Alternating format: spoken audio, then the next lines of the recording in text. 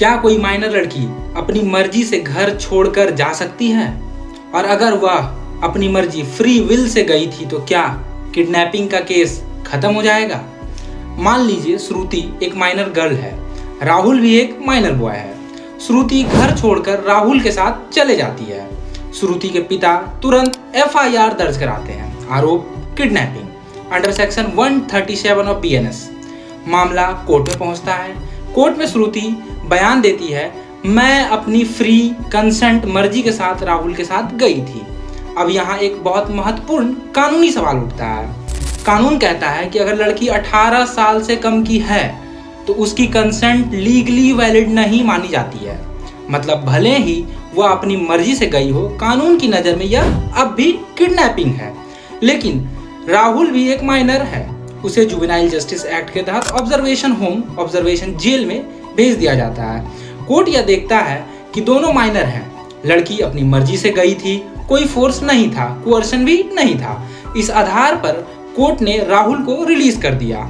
लेकिन असली मोड़ तब आता है जब श्रुति कहती है, मैं घर गई तो मेरे पेरेंट्स मुझे मार सकते हैं या टॉर्चर करेंगे, मुझे ऑनर किलिंग का डर है।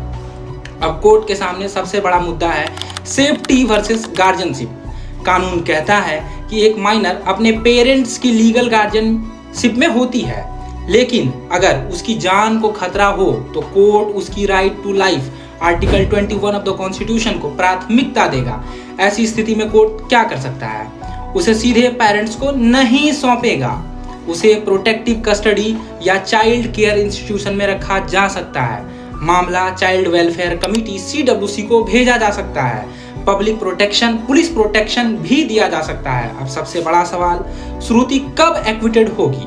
ध्यान दीजिए, श्रुति कोई एक्यूज्ड नहीं है, वह किसी क्राइम की आरोपी नहीं है, इसलिए उसे एक्विटल की जरूरत नहीं है। वह कस्टडी से कब बाहर आ सकती है? जब वह 18 साल की हो जाए, यानी कि मेजर हो जाए।